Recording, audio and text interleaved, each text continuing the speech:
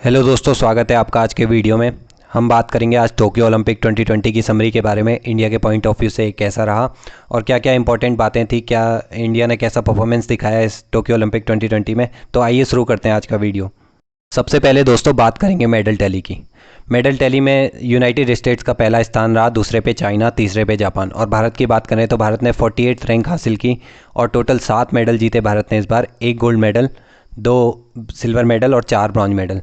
वहीं चाइना की बात करें तो चाइना ने 38 गोल्ड मेडल हासिल करते हुए यूएसए को बराबर की टक्कर दी इस बार, और यूएसए ने 39 गोल्ड मेडल हासिल किए।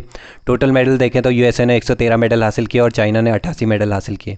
चाइना की ऑल ओवर वर्ल्ड में सराहना की जा रही थी इस बार के परफॉर्मेंस के लेकर उनकी। ओलंपिक 2020 जो है 23 जुलाई 2021 को शुरू हुए थे और 8 अगस्त 2021 को समाप्त हुए। इसके अलावा पैरालंपिक्स भी होने हैं आगे, जो कि 24 अगस्त से शुरू होंगे और 5 सितंबर को ख़त्म होंगे। आइए दोस्तों अब ओलंपिक के बारे में कुछ बेसिक जानकारियां जान लेते हैं।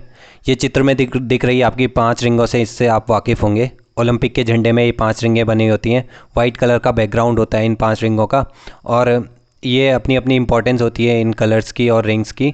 ये 5 रिंगें वर्ल्ड के 5 कॉन्टिनेंट्स को दर्शाती हैं जो ओलंपिक में पार्टिसिपेट करते हैं। 2 कॉन्टिनेंट पार्टिसिपेट नहीं करते, अंटार्कटिका और अटलांटिक, क्योंकि वहाँ पे पॉपुलेशन बहुत कम होती है। और ब्लू कलर यूरोप को दर्शाता है, येलो कलर एशिया को दर्शाता है, ब्लैक कलर अफ्रीका को दर्शाता है, ग्रीन कलर ऑस्ट्रेलिया को दर्शाता है, रेड कलर अमेरिका को दर्शाता है। और हर कंट्री के फ्लैग में इन पाँचों में से एक ना एक कलर पाया जाता है, तो एक प्रकार से ये वर्ल्ड यूनिटी को भी शो करता है। अब टोक्यो 2020 की शुरुआत से बात कर लेते हैं कि इस बार के फ्लैग बियरर इंडिया की तरफ से थे मैरी कॉम, जो कि बॉक्सिंग खेलती हैं। इस बार ये मेडल तो नहीं दिला पाई। और दूसरे थे मनप्रीत सिंह, जो हॉकी इंडिया टीम के कैप्टन हैं। मनप्रीत सिंह हमारे दूसरे फ्लैग बियरर थे। और इंडिया ने इस बार हॉकी में इतिहास भी रचा है। 41 साल बाद जो है हॉकी में फिर से मेडल इंडिया को मिला है, ब्रॉन्ज मेडल मिला है इस बार इंडिया को। ये कंट्री के लिए बहुत ही इमोशनल मोमेंट माना जा रहा है, क्योंकि हॉकी हमारा नेशनल गेम है एंड इतने सालों के बाद हमें फिर से ओलंपिक में इसमें मेडल मिला है। अब आगे बात कर लेते हैं टोक्यो 2020 के मास्कॉट्स की। ओलंपिक के लिए मास्कॉट्स का नाम था मिराई तोवा। ये आप पिंक एंड वाइट कलर का जो पिक्चर में देख सकते हैं, ये मिराई तोवा है। और पैरालंपिक्स के लिए सोमेती था, ब्लू एंड वाइट कलर में देख रहे हैं आप। जैसा कि मैंने बताया, पैरालंपिक्स जो है 24 अगस्त से 5 सितंबर के बीच खेले जाएंगे। अब बात करते हैं टोक्यो 2020 क्यों स्पेशल था, क्या इंपॉर्टेंस थी इसकी।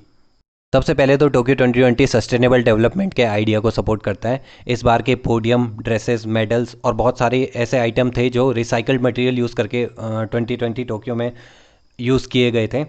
और इलेक्ट्रॉनिक डिवाइसेस अलग से कलेक्ट की गई थी टोक्यो 2020 में मेडल्स को बनाने के लिए, ताकि ऑल ओवर वर्ल्ड में रिसाइकलिंग को प्रमोट किया जा सके। वहीं बात की जाए टोक्यो की, तो ओलंपिक्स टोक्यो में पहली बार नहीं हुए हैं। ये दूसरी बार था जब टोक्यो में ओलंपिक्स हुए। इससे पहले 1964 में टोक्यो में ओलंपिक हो चुके हैं। और जापान की बात की जाए ऑल ओवर, तो 4 बार अब तक ओलंपिक्स जापान में हो चुके हैं। 1964 में टोक्यो में, 1972 में सैप्पोरो में, 1998 में नागेनो में और 2020 में टोक्यो में फिर से।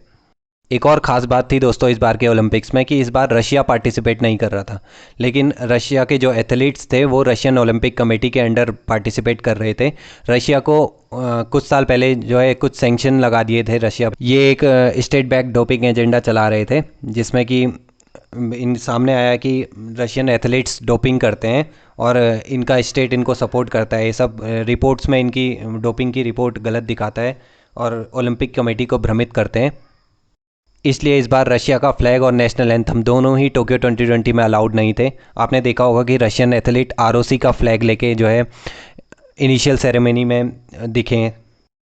अब पैरालंपिक की बात करते हैं, तो पैरालंपिक के ख़त्म होते ही टोक्यो दुनिया की पहली और एकमात्र सिटी बन जाएगा जिसने कि पैरालंपिक को 2 बार होस्ट किया है, 2 बार मेज़बानी कर चुकी है। तो इसके अलावा पहली बार 2020 में ओलंपिक इतिहास में ओलंपिक पोस्टपोन भी किए गए। कोविड-19 के कारण 2020 में पोस्टपोन किए गए, तो यही कारण है कि 2021 में ओलंपिक हुए इस बार।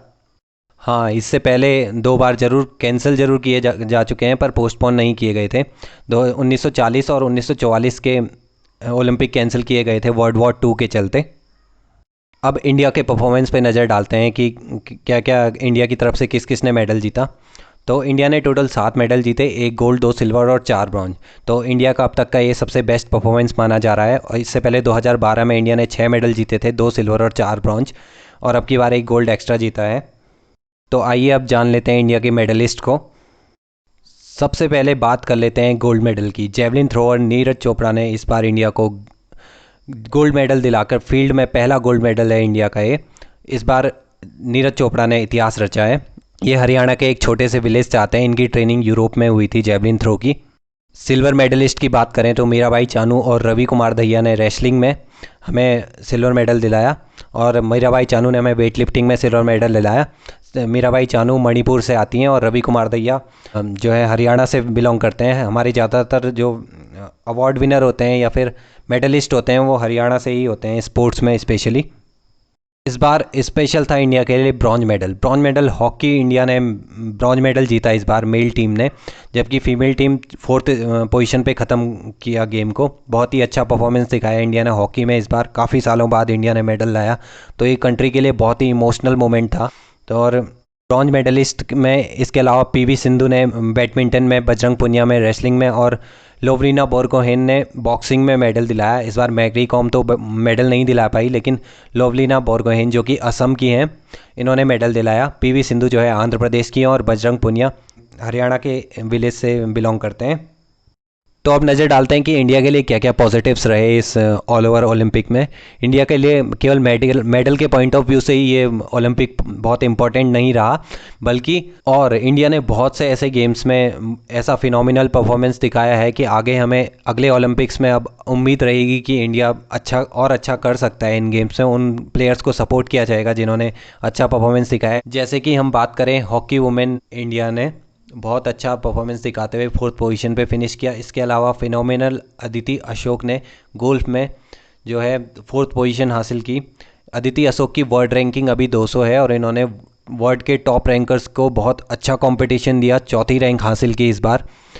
तो ये इनके लिए इंडिविजुअली बहुत ही अच्छा परफॉर्मेंस माना जा रहा है, क्योंकि गोल्फ में इंडिया का कोई ज़्यादा प्लेटफॉर्म भी प्रोवाइड नहीं होता है, तो फिर भी इन्होंने इतना अच्छा परफॉर्मेंस दिया, तो ये काबिल तारीफ़ है। तो ये था आज का वीडियो दोस्तों हमारा। आपके प्रीशियस रिव्यूज़ का और फीडबैक का मुझे बहुत इंतज़ार रहेगा। Thank you so much.